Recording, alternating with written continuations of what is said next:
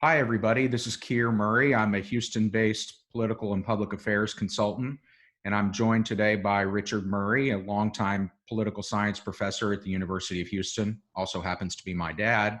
It's Thursday, March 26th, and we find ourselves with a little more time on our hands than normal, as all of us are adjusting to a new semi-confined life during the COVID-19 pandemic. This morning, we've had new job numbers, unemployment claims out of 3.3 million, by far the largest that we've seen. In addition to this health crisis, we're seeing a dramatic effect on the nation's economy, both of which are contributing to a lot of anxiety, fear, and pain among the American public. And stipulating that neither of us are healthcare or medical experts, we're political people. We're going to leave the sort of health and medical discussions for others who have more expertise and focus on what we have substantial background is. And that's the political framework we find ourselves in. Dad, I'd love to just kind of get your top of head thoughts of how you see where we are today politically based on everything that's going on from a public health standpoint and with the economy. We're in a terrific crisis. It's a challenge for everybody in the country. The Congress, of course, maybe not the courts in the short run, but the president particularly, because we have a strong executive and Donald Trump has exercised those powers pretty aggressively in the 3.5 years he's been in office. So it's a critical moment. We have the 1918 case as the only comparable epidemic at this stage. That was devastating. It killed 675,000 Americans, 50 million people worldwide. Obviously, we have better healthcare systems now and the capacity and time to develop a vaccine, which did not exist in 1918. So there are a lot of similarities and a lot of differences, but that epidemic shook the political world up. The Democrats got pounded in the election. President was Woodrow Wilson. He wasn't on the ballot. But the Democrats lost the Senate and the House for the first time since 1910. So short term, the incumbent party in the White House, even though not on the ballot, paid a price. Of course, this is different. We have a president running for re-election at the center of this crisis. So there's some parallels with the politics of a century ago, but a lot of important differences. Yeah, and I think it's worth pointing out that the sort of context of the presidential race before this all happened, where you had an incumbent president, Donald Trump, who has remained stubbornly personally unpopular with the American public, never reaching 50% in an average of any polling that I've seen, really sort of hovering in the low 40s in terms of his job approval rating for most of the 3+ years he's been in office, but who was headed into re-election with a strong economy, which is often can be predictive of the November result. So now we've seen, obviously, a big wrench thrown into that situation.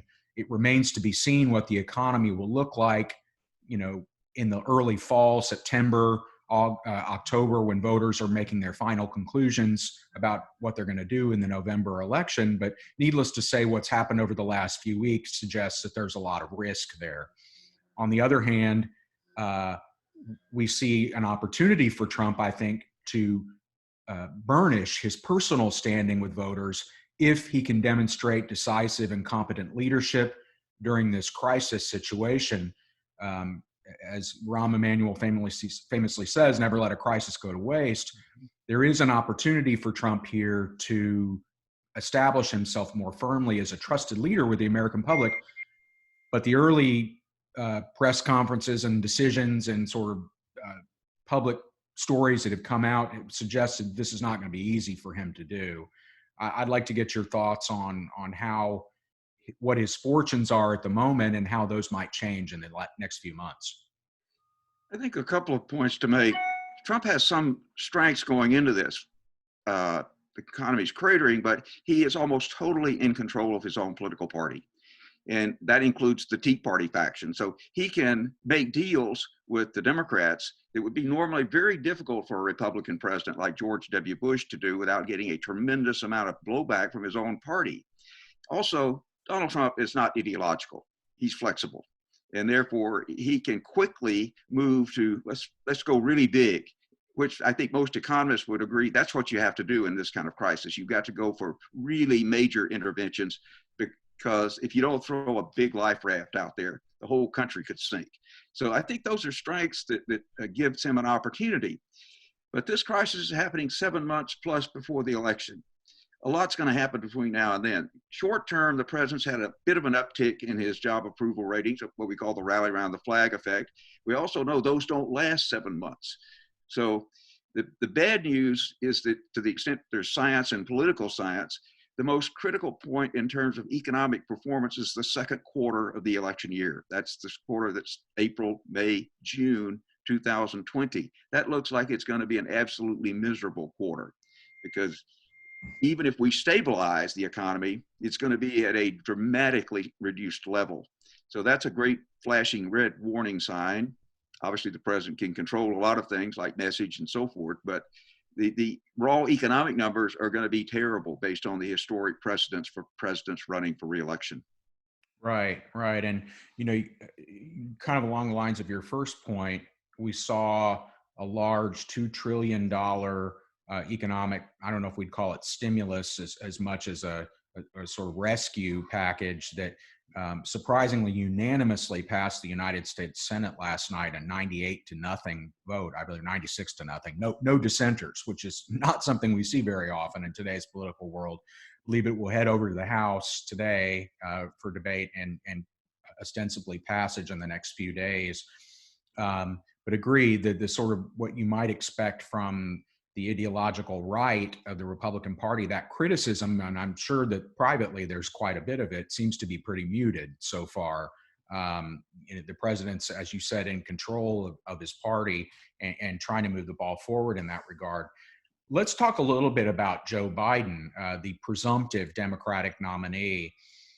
Prior to the dawn of this crisis, I think a lot of folks weren't sure about his strength and whether he'd be able to make it through as a nominee. Bernie Sanders, his principal rival, had a strong first couple of primary contests and looked to be in a position to perhaps head all the way to the convention in Milwaukee this summer as the Democratic nominee after falling short 4 years ago. But fortunes changed very quickly. How do you see the way this crisis has affected Joe Biden? And then I'd like to get to, how he needs to position himself as the presumptive nominee going forward as this crisis unfolds, and presenting a contrast with Donald Trump in terms of leadership.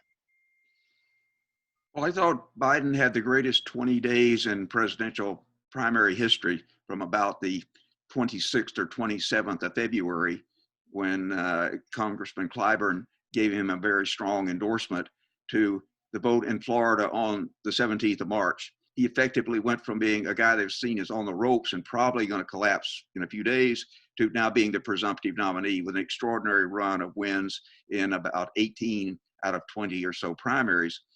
And he just barely got over the line of being almost impossible to stop when the election stopped. We've not had any primaries since the 17th of March. So he was lucky in that regard. He had pretty much, with his strong performance on the 17th, locked down things, even though he officially is still well short of the 1,990 delegates. But there's virtually no way Sanders can catch him. So now, he can't do traditional campaigning. Nobody can. You can't do rallies. You can do some fundraising, particularly from small donor groups. But we're just in a very unusual situation. The president every day now is on television dominating the news, sometimes favorably to his cause, sometimes not so much. Biden's at home in Wilmington, Delaware, and he has to be careful. If he comes across as just out to get the president and not concerned about the country, that's not going to position him well going into the summer and fall campaign. So he's got to find a balance of not blaming the president for this crisis, but selectively criticizing the areas where he can make the case that the president is not doing what he should be doing. Yeah, and I think there's they have to balance that with a risk of being left out of the conversation. As we've seen in the last number of days, you've had a couple of Democratic governors, notably Andrew Cuomo in New York and maybe Gretchen Whitmer in Michigan, who have sort of established themselves firmly as state leaders in contrast to Trump, and sort of taking him to task for the federal government's failings during this crisis. And it seems to me, as a campaign person, the danger for Biden is you get left out of the conversation and become an afterthought. And so I agree. I think he and his folks, it seems like they're trying to work on this balance: is how do you become a productive part of the conversation, let the American public know you're there and that you're offering a contrasting style of leadership to what the president is giving, without seeming overtly political, and that you're going after him just to score points. So I would agree with you there. Let's shift to Texas for a minute, if we can. For a large state, we've had relatively few COVID-19 cases so far, although like everywhere else in the country, those seem to be increasing pretty rapidly.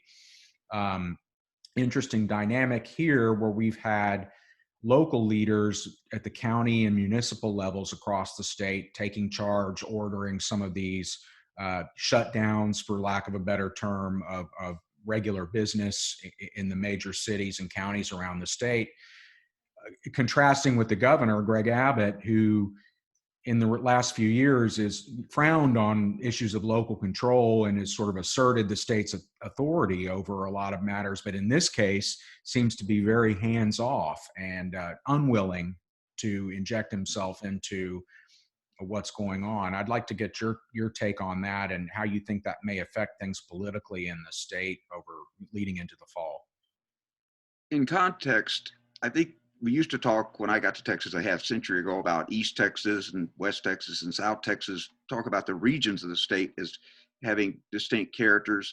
Nowadays, the real split in Texas is between the metropolitan areas, fastest growing metro areas in the country, that are very diverse, have become significantly less Republican. There's still lots of Republicans in Dallas, Fort Worth, and Houston, Austin, San Antonio, but more Democrats. And the rest of the state has become significantly more Republican. That's the smaller cities, the rural areas. And that's reflected in the reaction to this crisis. The county judges in the big urban counties are by and large falling in line with imposing strict controls, separation, et cetera. And the governor doesn't want to go there, because in a lot of the rural and smaller city areas, there aren't many cases yet. And you've got a very strong libertarian streak. And leaders like Dan Patrick play to that, saying we're killing the economy because we're too aggressively moving on the public health front. So, we're a deeply divided Texas. The metro areas now are much different demographically, economically, than much of the rest of the state. And we are seeing that in the reaction. Yeah, I think that's right. And I think, it also goes back to your initial comment about Trump's control over the party. I think, Abbott's unwillingness to inject himself into this in a stronger way is probably partially driven by the fact that he doesn't want to get into a conflict with Trump. When we saw Dan Patrick, a few days ago, making a controversial statement about, the grandparents need to be willing to sacrifice themselves for their kids and the future of the economy. I think he's been trying to walk that back a little bit over the last couple of days. But it seems to me that, again, I think they're largely, my guess is, feel stuck to some extent. But, let's put this in the context of what's at stake in Texas. First of all the polling in Texas that I've seen has been remarkably consistent with regard to Trump, which is that he's not in great shape here. I don't recall seeing many polls where he's over 50% in approval. It's about break even in terms of job approval numbers, or even a little underwater with Texas voters. At the same time, you've got half dozen or so congressional races that are thought to be competitive in the state. The big prize, of course, is for Democrats would be to take control of the Texas House of Representatives. They need to win 9 seats to do that. And there are probably 20 to 25 seats that are viewed as in contention this fall. And then, as well as John Cornyn, the senior incumbent U.S. Senator, is up for re-election this fall, also had stubbornly weak polling numbers, not well known among Texas voters, despite being in office statewide for years and years. And, a very middling approval and job disapproval numbers with Texans. How do how do you see all this shaping up in terms of the way the state might go in the fall? What kind of risk there is to Republican control of Texas? Well, now that it's apparent that we're not going to have Bernie Sanders or Elizabeth Warren heading the Democratic ticket, Joe Biden very likely will be the nominee. That means that there's a better opportunity for the Democrats, because I think particularly Sanders would not have been competitive in Texas. And I think that's why most of the local elected Democrats at the end of the day pretty clearly signaled they didn't want him as the nominee, and that contributed to his loss of the Texas Democratic primary.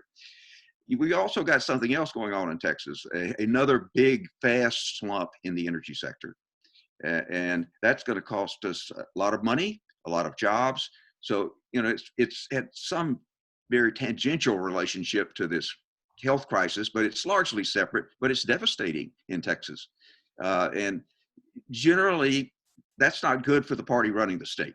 When your economy really crashes and people are very unhappy, and that's a special factor. No other state of any size is so tremendously dependent upon the energy sector. North Dakota, you could argue, and Alaska, but they're tiny states that don't matter much, but we matter a lot. We're absolutely essential to the National Republican Coalition. If Texas becomes even competitive, this makes the national map very, very difficult for the Republican Party, because they're not competitive in California or New York. Florida's always in a very iffy state for both sides, but if you have three of the big four states that are voting Democratic, you can't win nationally. Yeah, and I think as well, we've had some talk about the fact that, Abbott may be forced to call a special session of the legislature to deal with the economic fallout of the energy bust, as you mentioned, as well as the job losses associated with this health crisis. I think the state's got about $10 billion in the economic stabilization fund called the Rainy Day Fund. I've seen comments from members of the legislature that they expect that that's going to have to be tapped at some point. But more than likely, we're going to have federal dollars as well in order to make the state even close to whole. I'm curious how you see these House races, state House and congressional races in particular, in this context, because they're almost exclusively concentrated in the suburbs of the major metro areas around the state, which has become a real battleground in Texas politically. We saw Beto O'Rourke in his 2018 Senate race do very well in those areas, surprisingly well in those areas of the state. And Ted Cruz was only saved by a sort of max out Republican performance in the rural and smaller areas of the state that you previously mentioned.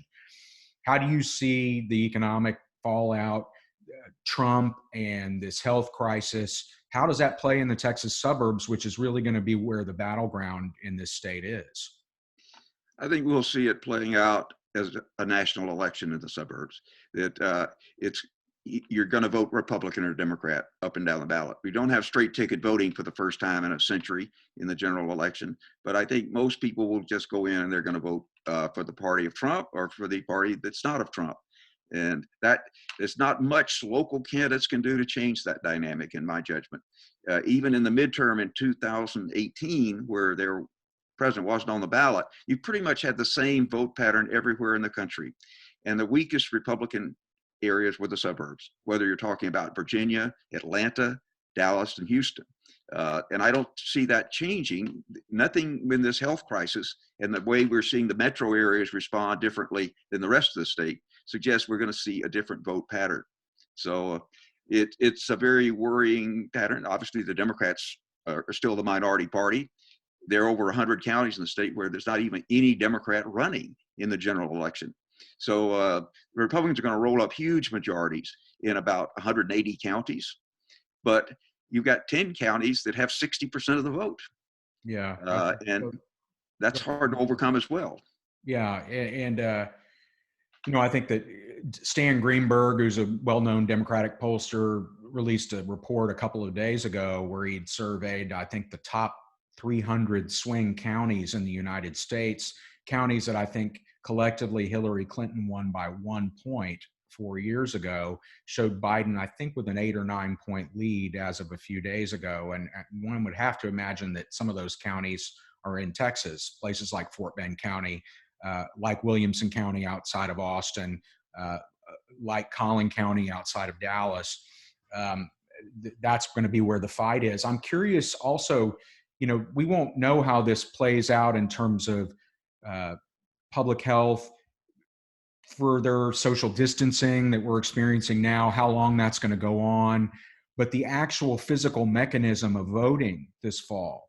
And, we're seeing states, as you mentioned, delay their primaries. In some cases, I think, try to switch. Ohio is looking to switch to vote by mail for its primary. It's going to be complicated to do that.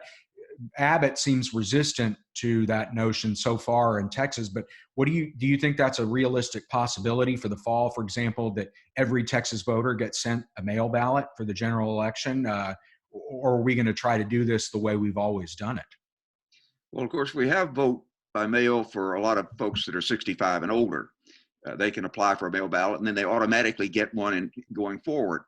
We'll see that mechanism used very extensively, particularly seniors are more at risk in this kind of health crisis. So, but I doubt that we will go to universal vote by mail like Oregon and Colorado and California is edging toward, because just frankly, that would be, I think, very dangerous for the Republican establishment. For every registered voter, 17 million people, to get a vote by mail ballot, it would almost certainly increase turnout.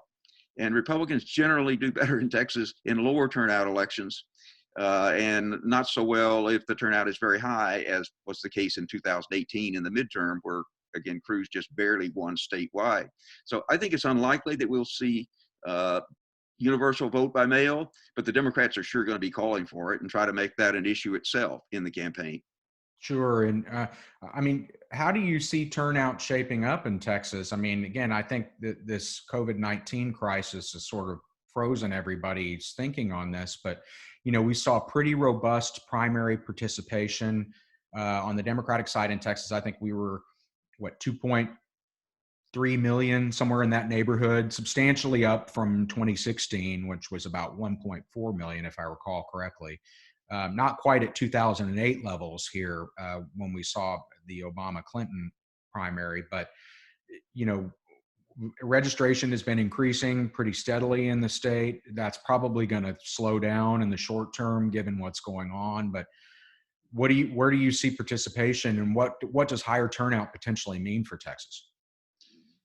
Well, it gives the Democrats a better chance. Obviously, in the lower turnout elections, they've been beaten consistently for a quarter century.